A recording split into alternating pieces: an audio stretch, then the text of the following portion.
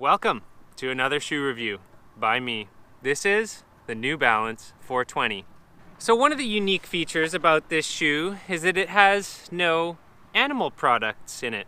So without using the V word to frighten you guys all away, let's just say no cows in this shoe.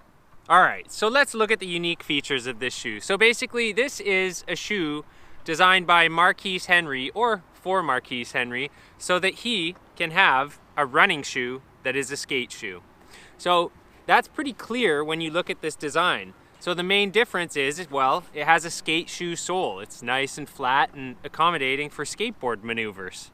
It's quite a light shoe too. As soon as you pick it up, you can really feel that it's very light. So we got this mesh coated by this rubber all around. And they have a few different colorways. We'll get into that later. This one's the black one. It has a fairly thin tongue, and we also have, for all the 420 loving skaters, a stash spot, conspicuously placed under the 420. Well, all joking aside, I think New Balance knew their market, but honestly you guys, I'm pretty sure like only 80% of skateboarders smoke weed. What about the rest of us 20%, brah? But you guys are here for the shoe, so let's get into some skating first, and then I'll tell you guys what I think about this.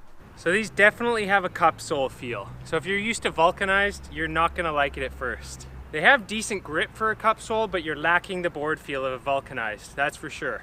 However, after a few days, you start to get used to the feel of a cup sole, and after a week or two, it starts to break in and gets a little bit more comfy.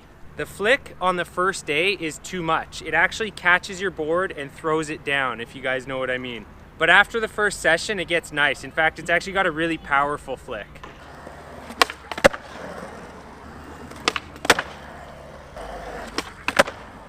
The heel flips are on point in these shoes too. I did find I have to like try and pretend I'm turning it about 5 degrees outward, but then it works real nice.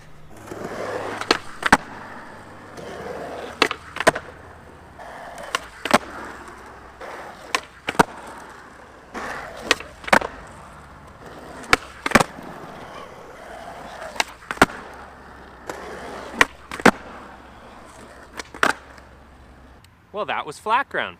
Let's get into the colorways. So this is actually my favorite color of the colorways, which is why I haven't skated it, because I like it so much that I don't want to wreck it. Although I'll probably skate them this summer, and I think they'll look really sick with some basketball shorts. Sick. I'm so old.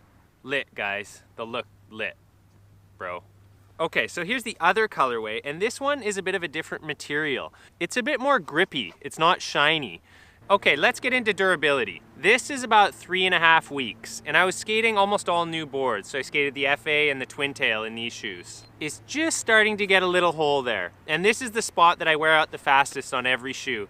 At this point, I would say you could easily nurse them along for another 3 weeks to a month with shoe goo. The sole is still in really good shape, shows very little wear.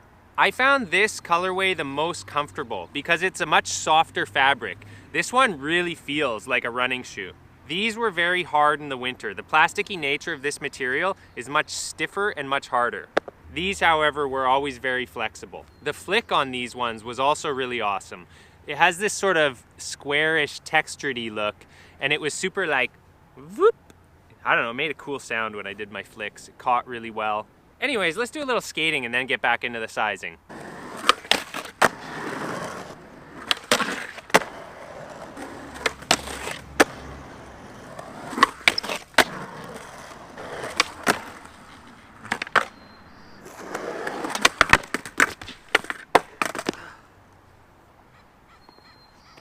That was pretty sweet. That was onto my hipper again. That was a week of healing progress gone.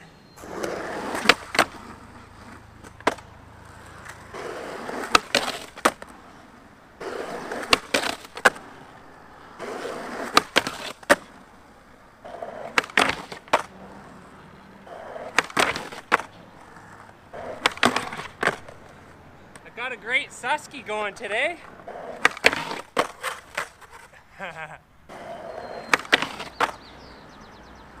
Those are way harder than back to regular.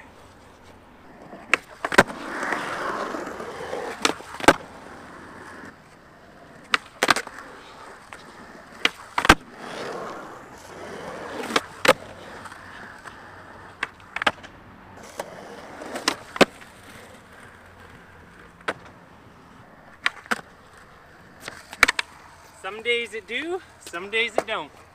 Today it do.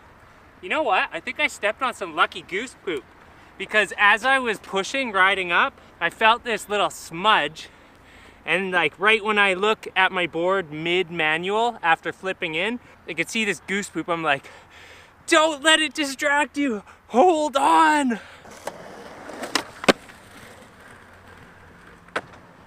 And I'm pretty sure this is like lucky geese poop, because I did that. That's my first time ever doing that.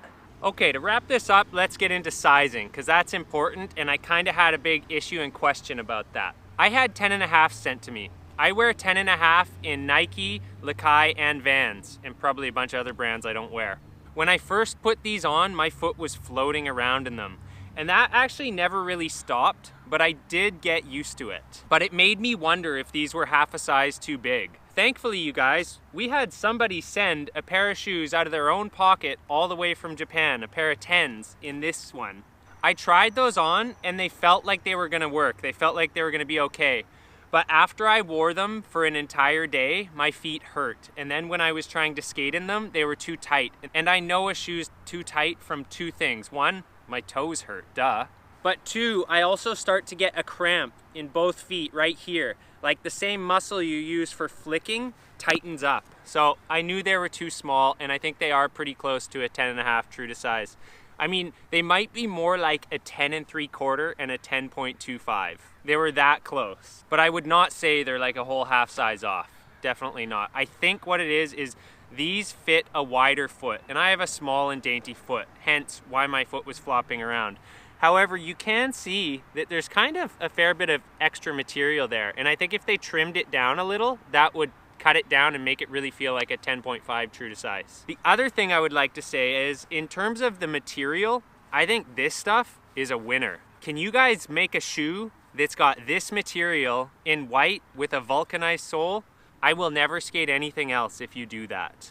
In this shoe, however, I actually prefer it in this material because it stays stiffer and feels snugger. So if you have a narrow foot and you're committed to buying these shoes, get them to the size that you usually wear, but get this material. The other thing I wanted to try was this one in a 10 because it was so much more floppy. I think I could have actually worn a 10. However, synthetics are known to not stretch the same way that a natural material does. The fit of these, if it was suede, I could have lasted a day or two and they would have stretched out in the 10. Because of the sizing stuff, I've been flip-flopping around on other shoes, and I've had these shoes for a long time, you guys may have noticed, but I haven't done the review yet because I wanted to solve that.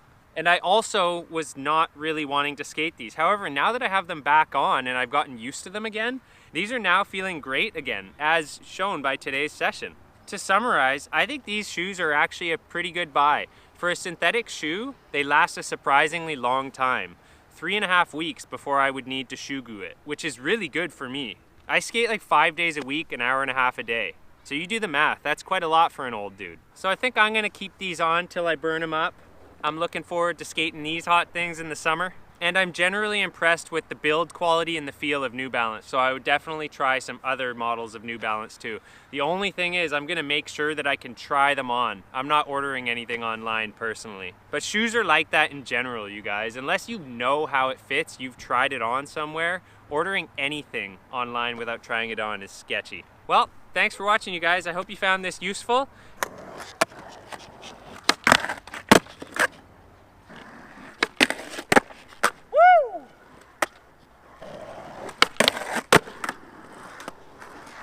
That's as good as it got. All right, guys, get out there, go learn something. The snow's gotta be gone by now. Go skate, bro.